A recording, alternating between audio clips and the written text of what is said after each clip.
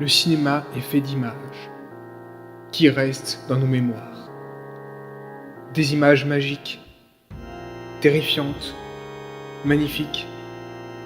C'est bien pour ça que, tel un magicien, il faut pouvoir en étudier les tours. Bienvenue dans la magie des plans.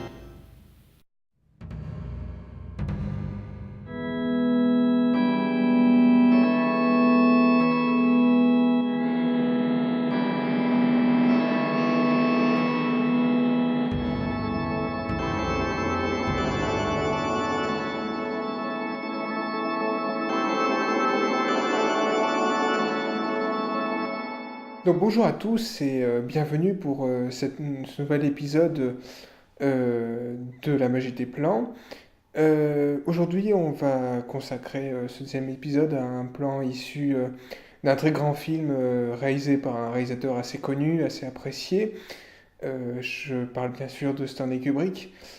Aujourd'hui, en fait, ça va être Les Sentiers de la Gloire, donc un de ses premiers films, qui est assez particulier puisque c'est un film sur la Première Guerre mondiale. Donc l'histoire, pour faire un peu simple, c'est en fait un colonel, il me semble, ou un sergent qui est interprété par Kirk Douglas, qui va être confronté à une forme de parodie de justice impliquant deux de ses hommes qui vont être condamnés pour ne pas être allés sur le champ de bataille au peloton d'exécution. Et tout le but du film, en fait, est de soulever la dureté de la Première Guerre mondiale et toute son injustice, en fait. Et la séquence que j'ai choisie aujourd'hui est la séquence de fin.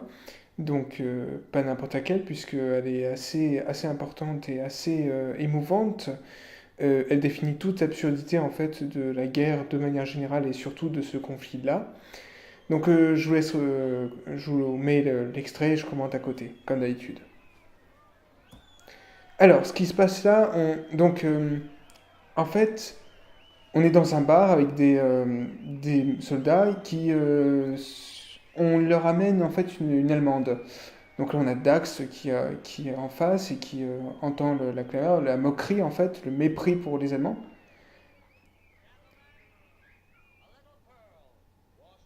Et donc voilà. Et ils vont la faire chanter, en fait. Et cette femme, alors cette actrice, elle va devenir la femme de Kubrick. Donc voilà, toujours les plans de Kubrick qui sont très millimétrés.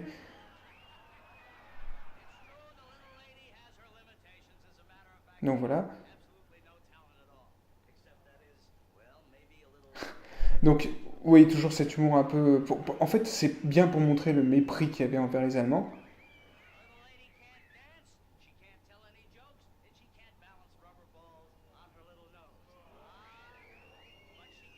Première vue, elle comprend rien, elle est totalement perdue.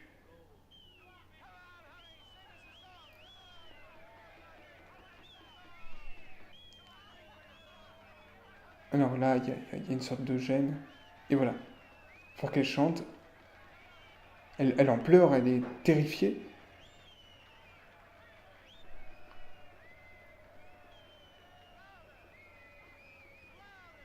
Voilà. Donc tout le monde se moque, tout le monde chante. Et ce qui est impressionnant avec cette scène, ce que je trouve, et voilà, silence. Et gros plan.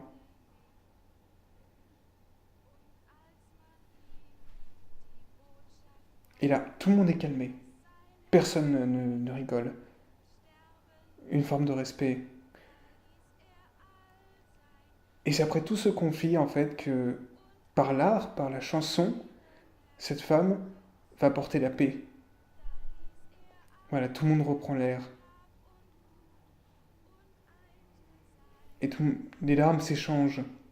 Ce qui est magnifique avec cette scène, c'est ça. Et là, on la met en face de toute cette assemblée. Les plans avant, c'était opposition de regard. Et là, il y a un plan où vous avez vu, on la met en face de tout le monde. Voilà. Et l'émotion se transmet. Et ce qui est magnifique avec cette scène, c'est qu'au final, l'art est une forme de paix.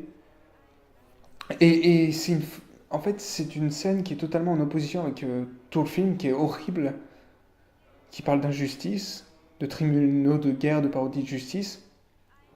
Et là, on passe sur une scène qui est particulièrement émouvante, qui est belle en fait. Et moi, personnellement, je me retiens toujours de pleurer devant cette scène parce que je trouve elle est très forte émotionnellement. Ce qui est dingue, c'est que Kubrick est un homme qui a toujours su, en fait, euh, créer de l'émotion. Là, voilà, on fait du gros plan, du zoom avant pour montrer les larmes. Et c'est incroyable parce que les acteurs jouent tellement bien qu'on a cette impression voilà, de sensibilité. Et Dax qui sourit, qui, cette émotion qui dégage de Dax, elle est impressionnante parce que, voilà, et c'est comme ça qu'on va conclure, en fait, le film. Parce qu'une forme de réconciliation par l'art, la chanson.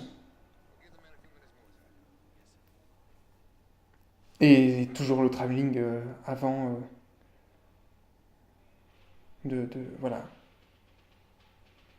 Et on termine sur les roulements de tambour et c'est fini. Donc cette scène, moi je trouve qu'elle est importante parce qu'en fait, d'ailleurs, je vous le dis, mais disons que Les Sentiers de la Gloire est un peu mon Kubrick préféré parce que je trouve que c'est un film qui est très important.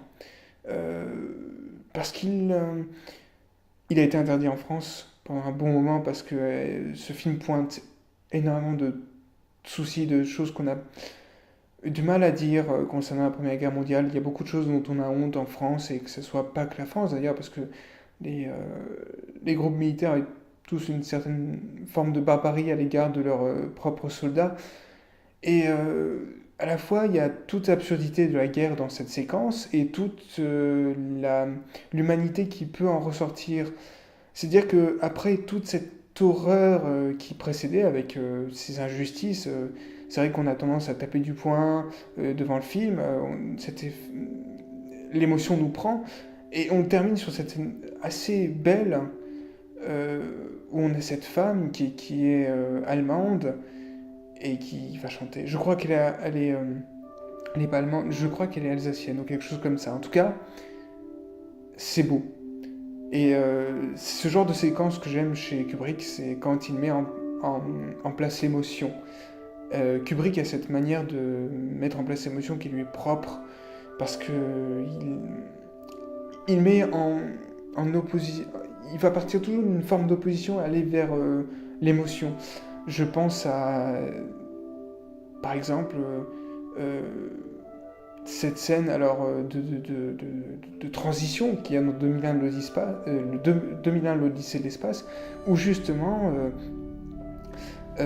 on va passer d'une scène de violence où ces singes vont commencer à se battre à cette arme qui se transforme en progrès technologique. Alors à première vue c'était des satellites guerriers hein, de guerre. En tout cas on a cette évolution qui est émouvante avec la musique de Strauss qui fonctionne parfaitement. J'ai un autre exemple qui est dans Orange Mécanique, avec cette fin où ces scènes de souffrance du personnage principal, et, ça nous met en opposition avec ce qu'il était avant, un monstre. Et on va désacraliser le monstre pour en montrer toute la souffrance qu'il va ressentir face à l'État, la souffrance exercée par l'État. Et c'est ça, il y a toujours une force d'émotion qui ressort de ces séquences-là de la part de Kubrick. Kubrick est un réalisateur qui sait saisir l'émotion, la pureté de l'émotion, et souvent ces acteurs jouent tellement bien qu'on a l'impression de voir pas un film, mais des gens en face de nous, voilà, qui s'expriment. Et c'est pour ça que je trouve que ce film est très important. En tout cas, voilà, j'espère que cette analyse vous aura plu, et on se revoit bientôt pour une prochaine. À bientôt!